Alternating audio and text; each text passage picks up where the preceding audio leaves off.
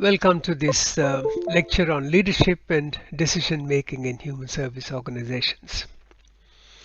And this is basically one of those which will probably help you even to think in terms of the assignments.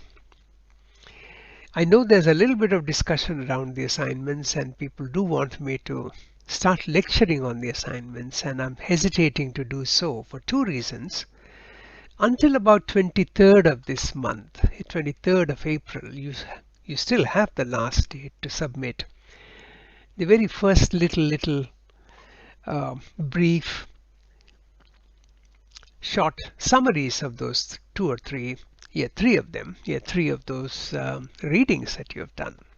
Then the whole idea is to get you up to speed with some of these concepts that we are talking about.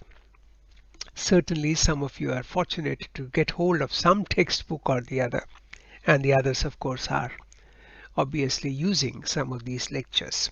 Some of these lectures have been long and probably gave you a lot of information. Anyway, this one is about leadership and decision making in human service organizations. One question that comes up, particularly if you are coming into social work from a commerce background or from a management background, is how is this in a way different? I think it's different and at the same time may not be that different. It's different in the sense the objectives of human service organizations vis-a-vis the profit-making organizations and business organizations has always been different. And in a way, we have understood them in a different context. The motivations are different for workers to join different, the human service organizations as we call them. And also the leadership and decision making is based on certainly the humanitarian concerns, the human rights focus, the dignity of life focus, and various other focuses that come from a social work ambience. Let's see how we will carry on with this particular topic. Now, what makes a good leader in social work? It's not very debatable. It's very easy to, in fact, start looking at and understanding and then trying to see whether most of our leaders are caring, compassionate, concerned. Sometimes you get a feeling that is becoming a rare breed. There are social workers who probably are very, very bureaucratic, just as there are a whole lot of mentors in academic world who probably are also bureaucratic. They're not looking at probably what strengths you have got, what weaknesses you've got, what opportunities you've got, and how to maximize your learning. They're just probably looking at, look, how do I get the student to unpack some issues, get on with some things that I'm talking about, some things that I'm teaching, and move on. Whereas in human service organizations, in our social work language, some of these things take a different shape. In human service organizations, our attributes seem to be slightly different. What I want of you, I can live with if you're not a very precise worker. I can live with you if you are one of those workers who is, a little bit not too effective in the initial stages. I could also possibly live with someone who has a lot to say, particularly the client context observes a lot. There's a long narrative. I may have a short time to understand the issues. But in the interest of the client, I might keep you because you are one of those rare birds whose observation and keen sense is very, very important. The client feels heard. The client feels validated. And it's important for me. I can't say, can you give me a very, very, very brief summary? I just got 2 minutes to talk to you about your client. That'll break your heart. So as a leader, I must have time for you. Because you, as a listener at the coal face, has a time for the client. But in reality, sometimes it is the time that we probably don't have. You have at the coal face.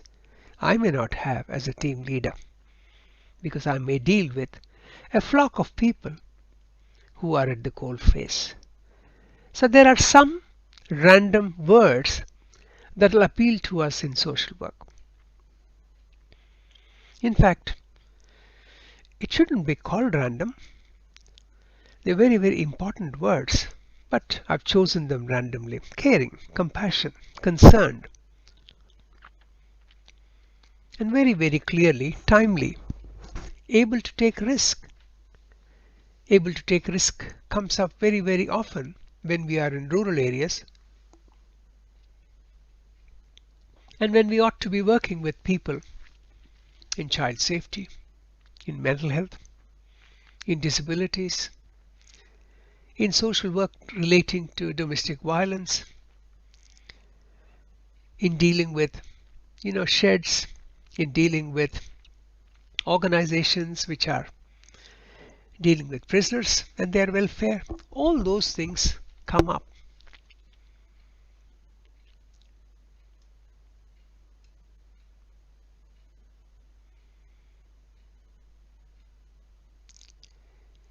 One of the things that people also talk about, a leader is best when people barely know that he or she exists.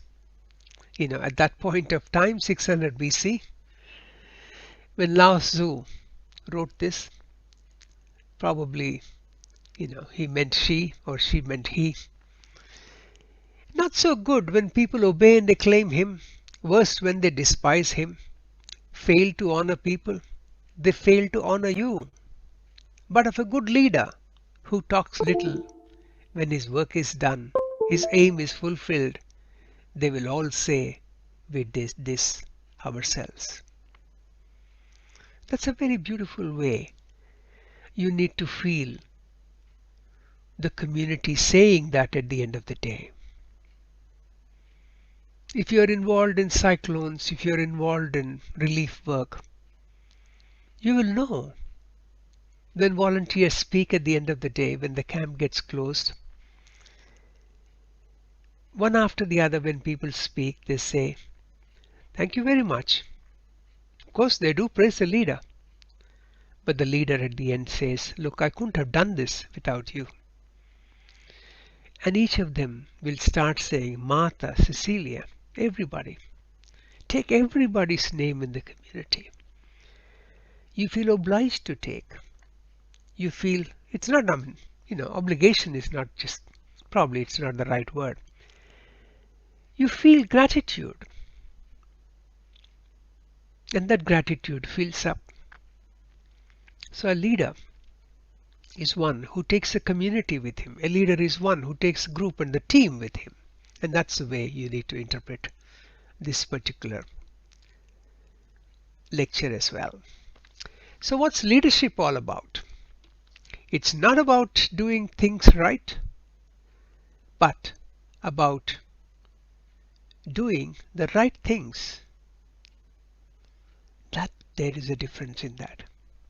Doing things right is monotonous, bureaucratic, going by the rule book. Doing the right things, you might have to subvert the system. You might have to shake up somebody. You might have to change a few things. You might have to become client-centered, person-centered, whatever the language that you use. Strength-based practice. ensure that somebody is not oppressed, ensure somebody is not racially ill-treated. These are the kind of things that come about when you talk about doing right things. So what else leadership come to your mind? It could be about traditional top-down leadership approach. Everything is handed down to you. Everything is talked to you from top down. Handed down, command and control orientated. Now the question is, does it allow creativity? Does it allow innovation? Does it allow, above all of these things, a little bit of risk taking? I always come back to the word risk.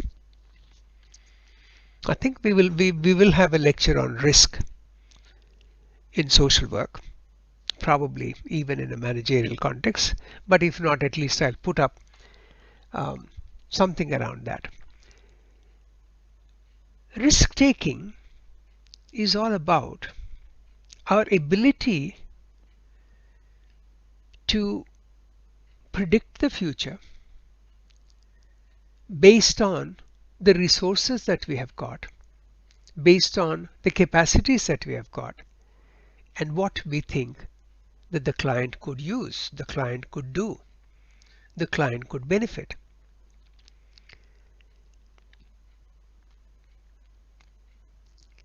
So there is a lot of risk that sometimes we take. And how does that come about? Risk taking comes with experience. Risk taking comes with the ability to predict. It comes with your gut feelings, intuition. A sense of feeling from within. I can trust that man. And I gave him some money. Yeah, I did. But of course, human service organizations, we don't really part so much money away to people in cash. But we do pay sometimes bills, some emergency bills and things like that. So that's an important element in our leadership. Now, what does leadership involve? A lot of people put different methodologies to look at leadership. It involves ongoing interactions, ensuring good work follows. Very, very interactive. There's a relationship between managers, teams, staffs. I have noticed in my 30 years of Queensland public service, non-governmental organization and teaching in the universities and that kind of a life. About 2 or 3, but principally, more than 3, but about 3 very, very important type of leaders. They delegate you. I love those people. They trust you. They take a little bit of risk with you. They believe in you because they recruited you for what you are, your qualifications, your strengths, your experience, your resume, your CV, whatever that you have got, the demonstrated abilities that you're talking about. So they derive satisfaction from allowing you or me to make those decisions. They make excellent staff managers.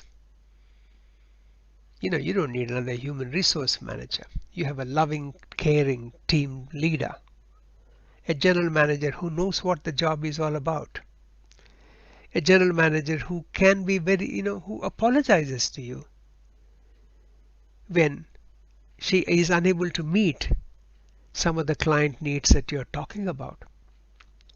She's ready to go and meet the client to explain why she is unable to deal with them, what the resource constraints is all about. She probably can even explain why such a situation occurs. So what are we talking about? A delegative manager is a manager who is also a manager with great humility. The next one is a participative person, participative leader. He does present ideas. He's a bastion of ideas. He's got plenty of ideas. And what does he do? He invites you, asks you for feedback, asks you to talk about things from your own experience, how you could use it. Then comes this other person, directive. He takes personal responsibility for all major decisions. Not a bad idea. He directs, gives a command, takes major decisions. But what actually happens in real management in human services is there are times when we delegate, there are times when we participate, there are times when we direct. Sometimes we might find people who say, look, I didn't employ you to do your own activity. I employed you to do what exactly I tell you to do. So they're very, very directive. So, there are directional organizations. The military is one of those organizations which is very, very directional. I mean, you can't be creative in military. I'm not sure what happens if you become creative in military and police. You got a line of command and you've got things to do. You can't be silly. So that's the whole idea of keeping some of those organizations in that fashion. Right. So what are the conditions that affect the leadership style? And what kind of staff characteristics are we looking at? I put them into two small boxes. Dealing with inexperienced staff, reluctant to take on responsibilities. So what happens in such situation? They need a structure because they are afraid of taking decisions. They are inexperienced. Doesn't mean they are not qualified. They need supervision. They are afraid of making decisions, so they resist making decisions. They require direction. Certainly, they wouldn't accept a full delegation if you were to give it to them. Similarly, look at the left one, the staff characteristics there. They've got relevant experience. They've got high motivation, leading to good decisions. They show a great understanding of agency goals. They can work under minimal supervision. They can handle unstructured work. You grow into that from those who require direction to those who do not require direction. It's just a matter of steps. Certainly it's not baby steps, but it's the delegation, the direction, the risk taking, the participative management style. If all those four styles have been utilized by the manager, you can make individual staff who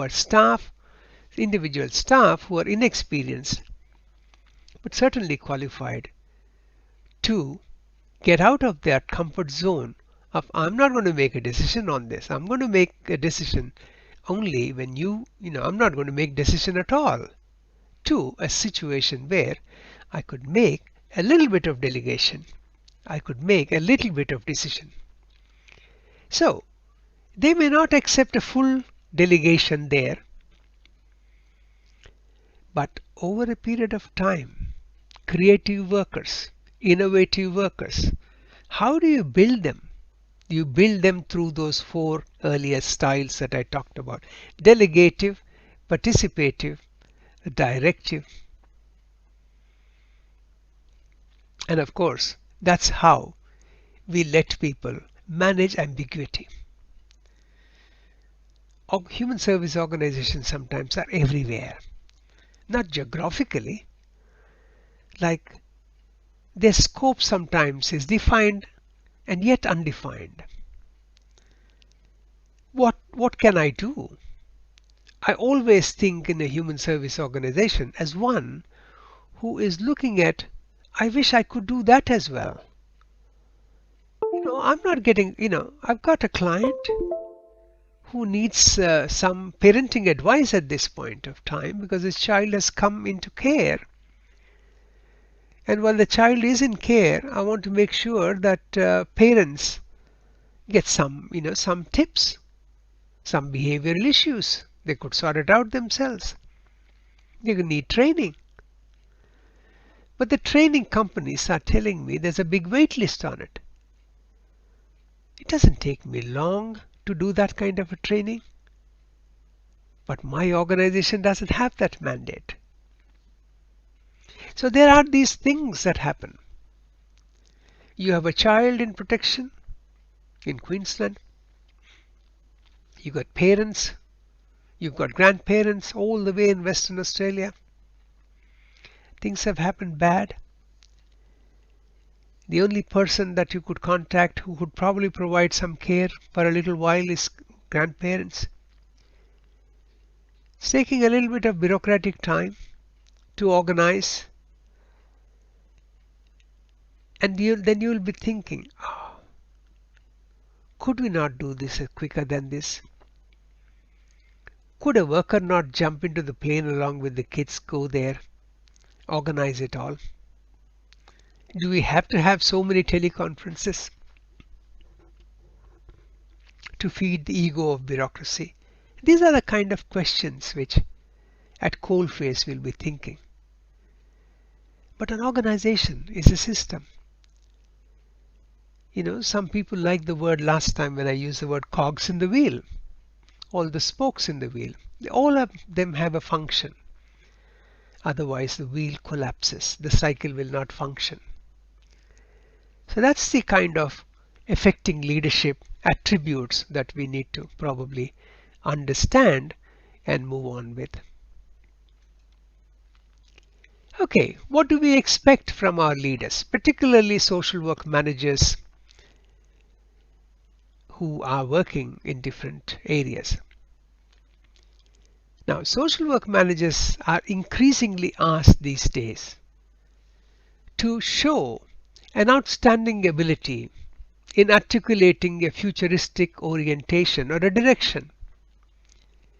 You're often asked to become a social entrepreneur, go and raise funds, organize a barbecue event, put up a movie show, little funds, bigger funds, write submissions, go and compete for something or the other. Things have changed a lot from an organization automatically getting grants to an organization constantly bidding for grants on behalf of the client systems. Getting staff along on all causes, getting everybody to think about it. Raising funds is not just a managerial responsibility. I know it is from one perspective. It is not the responsibility of the grassroots worker. But let me tell you, it's good for the grassroots worker to also understand and be part and parcel of it at some point of time. Because you're not going to remain all your life at the grassroots. You move up to team leader, maybe to management, to something else, So it's important for us to be involved. So a good leader would involve grassroots workers even in that. Ensuring, of course, everyone is treated with dignity. We are in common good. We are in common cause. Communicating well. You need to communicate well, everything. And you also need to have an inspiring and exemplary performance. I just corrected that word exemplary. I'll try and correct the, maybe it's in the PowerPoint original, it will still have a mistake, but never mind, it's corrected already. So it's exemplary performance. You need to, inspire such performance from people. Now, what are the other leadership attributes? These days, people talk a great deal about emotional quotient, emotional intelligence. Not a fancy word anymore. Look up on Google, you'll find a lot of things. Self-awareness, awareness about who you are, where you are, what's your position in society, your positionality, your status in society vis-a-vis somebody else, what you can do, what you can't do. I can do it, you should do it. That couldn't be the right way as far as client is concerned. You are not the client. So therefore self-awareness is very, very important in the whole process of our conversation, whether it is with the clients, whether it is with our teams, whether it is with our managers. Self-regulation almost amounts to discipline, self-discipline. Belong to a professional organization, conscious of our ethics, conscious of our duties, conscious of our obligations in our society. That's very, very important. Motivation. How do you keep yourself motivated? You aspire to do a great job. You expect a reward after that. Aspirations, rewards, all these things contribute towards motivation. You're motivated to help somebody. You're motivated to work for yourself. You're motivated to do a few things. So it's important constituent of all and everybody's work. Empathy. Now, I don't think you need to be taught about empathy. There are only two doors. One is a social work door. The other is a non-social work door. If you've entered social work, you have entered the door of empathy. You need to cultivate that. Empathy, empathizing ability is a hallmark of social work, and it's also a hallmark of leadership. The last one is social skills, ability to get along, interpersonal strengths, to stay even in a bored conversation and say, you guys are boring. No, never say that. They're having a good time. You can't. So try and see how you could contribute. So social skills are very important in leadership because you need to be felt that you're a leader. Guys, I just came in, I was rushing from something else and I just wanted to show my face and go away. Go away. You don't need to show your face. You can just have said apologies. We would have had the get together. All you needed to do was fund it. That's the way the staff will react if the leader doesn't come. There are occasions when the staff ask, you're such a great leader. Behind you, there must be another great leader. Your partner. Do you mind bringing her along to this get together? What difference would it make? It makes a big difference. So these are the kind of attributes people expect ultimately in leadership. So leadership in an organization expects you to be exemplary from a number of contexts. Now, very, very close to social work and very, very close to what I would call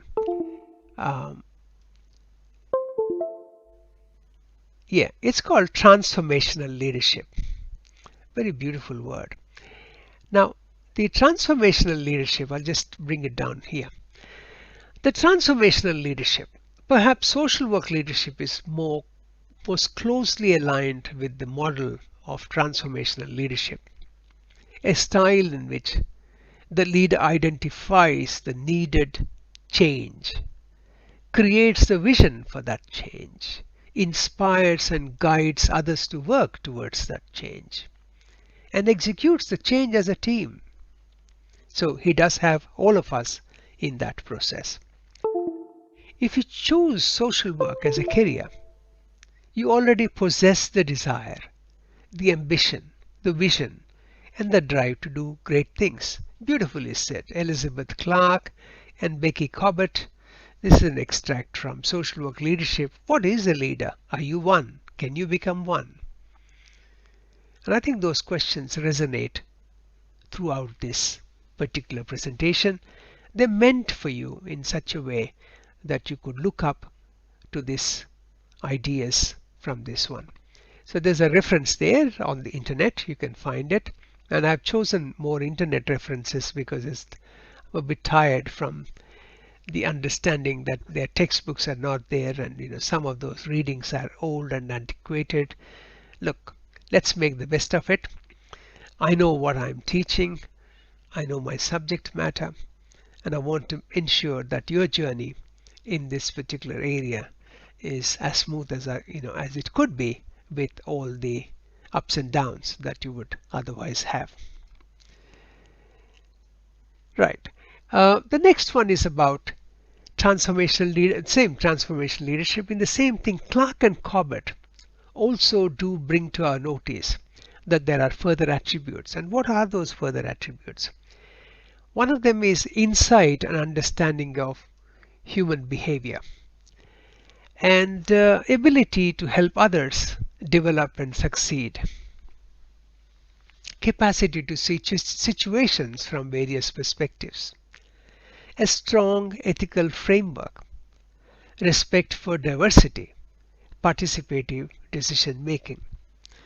I don't think I need to delve on these, but each of them means something, and it connects you to another theoretical science. Human behavior connects you to psychology. Ability to help others and develop and succeed takes you to supervision, mentoring skills. Capacity to see situations from various perspectives takes you to critical social work perspective, analysis, synthesis, thesis, those kind of terminologies. A strong ethical framework drives you to AASW. Respect for diversity. Surely Australia is a multicultural country, and we all produce and produce a level of diversity in our country. And as a result of that, we need to understand and help each other to work towards a greater productivity. Productivity can come out of diversity, but it cannot come without respecting the diversity. What comes out of diversity is a lot of skills at different paces, at different times, at different speed, when we need to understand that. Participative decision making, of course, we have talked about it before. Now, the next one is about consensus building. Consensus building is another thing that, and on most of the things that we talk about, we need to have an agreement, an understanding. We are trained in many practical aspects of leadership which are applicable across settings. We need to be in a position to identify problems better, and we of course need to have good listening and communication abilities. Conflict intervention, yes, when we are in teams, sometimes things happen. Things don't settle well. We need to have conflict resolution or conflict intervention skills. We also need to understand the hidden agendas of people. It's not possible that everybody understands you in a very clear way. People are watching you. I don't know why. That's a very shady thing to do. I would never watch anybody. I let people, if they want to watch me, yeah, go ahead. Do a 360-degree feedback on me. That's fine. So how does that come about? It comes about when you work with heart, when you work with, empathy, when you work transparently. You're not afraid of anything. Something goes wrong, inadvertently, you will apologize. You'll talk about it. You'll make sure that things don't work things don't happen in the same way in future. So that's the kind of orientation one would expect in and that's very, very useful even in recognizing power differentials and even in managing change. So that's an important thing to look at. Now, supervisors, managers in public service. This is one of those areas that we need to be looking at. Public sector. What happens in public sector and what do we expect people should show? In public sector, they must show their commitment to preserve the societal and human values. As a leadership function, it is expected that leaders work to retain and work towards realizing the organization's mission. They will have to skillfully manage partisan interests in the community. They must have the skill to work with political elites with the ultimate goal of ensuring that the goals of the organization are not sacrificed.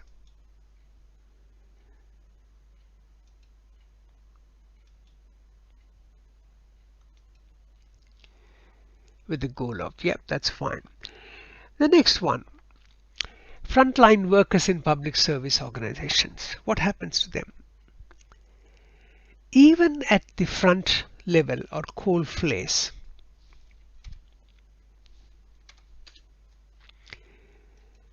we seem to see leadership role in public works. Within the programs that we manage, we still have considerable discretion in how we can work with the guidelines and act within the boundaries.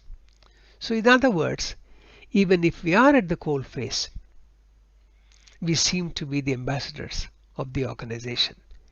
We seem to be the only one that they see, so the clients do expect that we are capable of making decisions.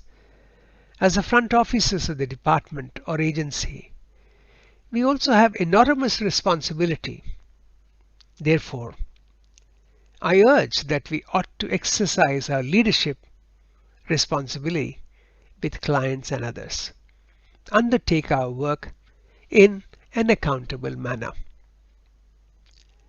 So that's the kind of orientation that we would need to have.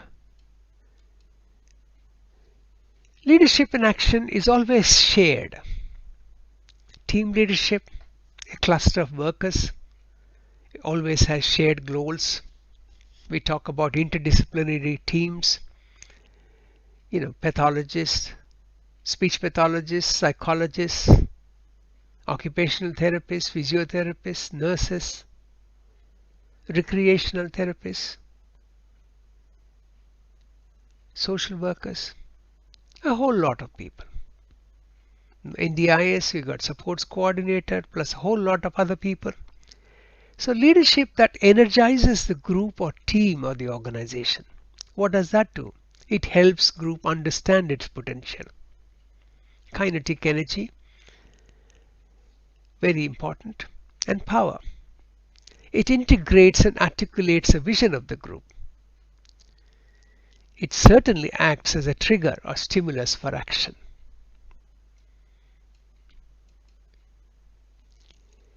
So some long short questions for you in future. Whenever you see an organization, I want you to visualize the types of leadership in those organizations and also look at the important leadership competencies that may be contributing to the organization.